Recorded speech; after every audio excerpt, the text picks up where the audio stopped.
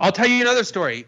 Right before the Julian Assange trial began, which is by far the greatest threat to press freedom taking place in this country, the attempted prosecution and extradition by the Trump administration of Julian Assange.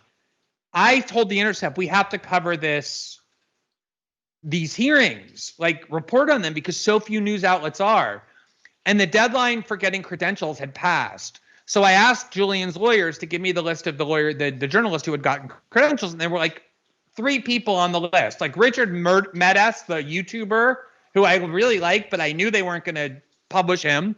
And then the only other one was Kevin Gosztola, who was like writing on his blog, like really detailed, smart reports. And I said, let's just hire Kevin and he can, and they were like, we're not going to hire Kevin Gosztola because he's not part of the in-group clique. It's jealousy and anger and like insular elite resentment. The New York Times doesn't think Kevin Gosztola is good. That's not a coup for us. We're not going to associate ourselves with some left-wing dirtbag. This is how they think, Jimmy. And I think like, I saw like in the last 2 weeks, there's always been a lot of hostility toward me in the media among corporate journalists. It's definitely skyrocketed since I left The Intercept.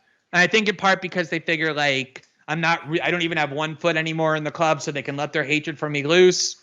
I think the fact that like I went to Substack and immediately shot to the top, is a lot of professional resentment because they don't have audiences. The only way they'll be heard is by working at NBC. It's jealousy and anger and like insular elite resentment. And a lot of them were just telling me like, you know what, we don't fucking like you. They're just telling me that like on Twitter, like we think you're a fucking asshole. And I am so happy with that. Like genuinely, I don't give the slightest fuck if people in journalism at these organizations hate me or not. I went into journalism to attack them and subvert them, not to like make them like me. If they liked me, I'd be concerned. And so that is a big part of what has happened at The Intercept is they want to be part of this group that I thought we were creating a media outlet to oppose. And they do care very much about being liked by those people. They knew that statement they wrote about me was specifically designed to like tell journalists, oh, you have to be edited. Why shouldn't he get to? That's always their audience. Like, what does the New York Times think of us? What is, what is NBC? What is Vox? What do these liberals on Twitter think about us? And when you start thinking that way as a journalist, I want to make sure these people like me, you lose all your value.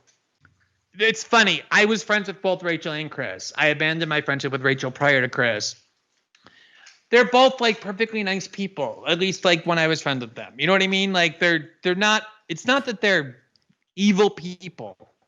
What happens is they go work for evil institutions and then they get co-opted into the pernicious prism of that place. And ironically, Jimmy, Chris Hayes wrote a book in 2011 called Twilight of the Elites, which I read and reviewed and interviewed him about. And a whole chapter is called Cognitive Capture. The point of which is no matter how smart, no matter how well-intentioned, no matter how resistant you are, if you go and immerse yourself in these institutions of power, they will eventually co-opt you. You will start seeing the world through their distorted perspective. They'll offer you money. They'll offer you fame. They'll offer you celebrity. They'll offer you adoration. And the only people you'll end up talking to are the people similarly immersed in that world. And you'll lose your capacity to see outside of it. And I do think the fact that you're come from the world of comedians, I think the fact that I live in Brazil and started off as a lawyer and never went to work for the New York Times and never wanted to. Look at Joe fucking Rogan. Probably the single most influential person in all of politics at the moment in journalism who they fucking hate.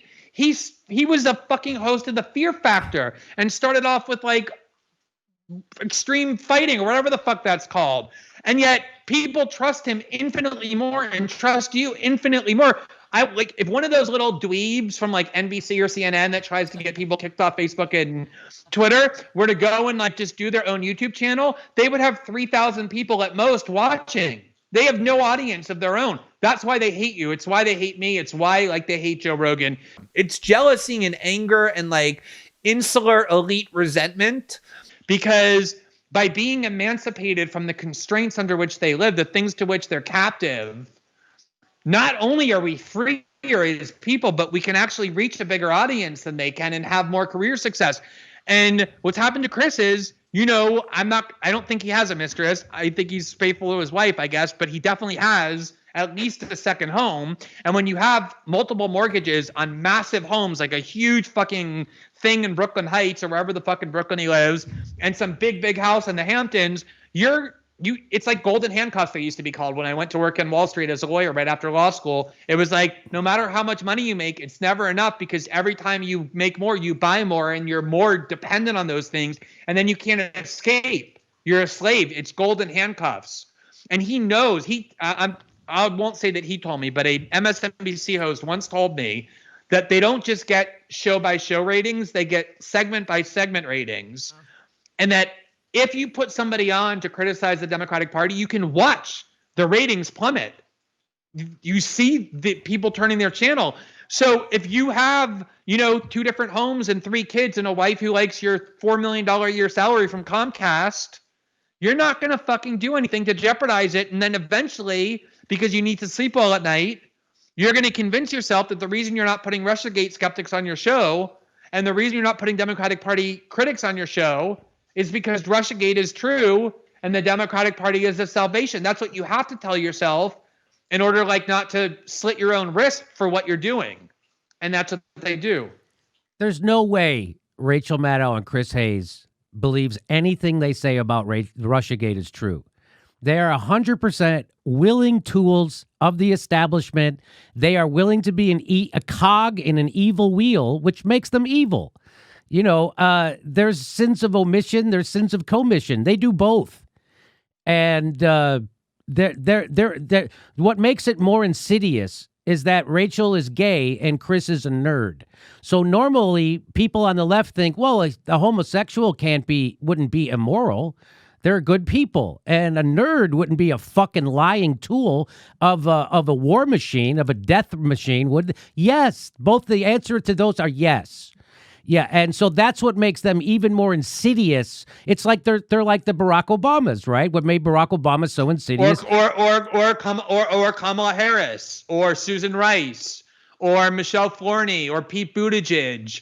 That's the tool. That's the tactic of neoliberalism. You pick. You drape the fucking Raytheon building in the rainbow flag, and you have the CIA celebrate Women's Day, Jesus and Christ. Have Boeing donate money to Black Lives Matter. This is what they do. They exploit woke ideology and culture war issues to make the left and liberals think that they're their allies and march behind them. And they put black faces and gay faces and female faces onto corporatist and militaristic policies to soften them, like we started off beginning by talking about the Pentagon wanting to make Obama the face of the war on terror, knowing that it would drag people into supporting it and making it think it was actually benevolent rather than evil and malignant. Someone said a perfect Democrats in 1860 would have been bragging about their first transgendered slave owner.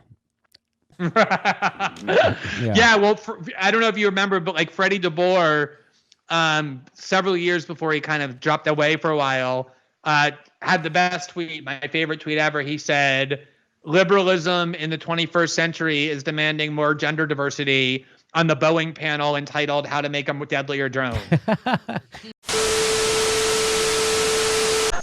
No summertime holidays. I like summertime. They have good holidays in summertime, like 4th of July, Memorial Day. Those are good holidays. Some holidays I don't get psyched up for anymore, like Easter. You guys get psyched up for Easter? No, it's like ever since I stopped getting a basket, just another day in my book, But Christmas is my favorite holiday. I go see my mom every Christmas, which is nice. But she makes me go to church, And I grew up Catholic. To me, going to church was always really boring. Never liked it. But I went to Catholic grammar school. You know what the nuns would tell me? So, Jim, the Mass is a celebration. What does that tell you, young man? Well, that tells me the Catholics don't know how to throw a friggin' party.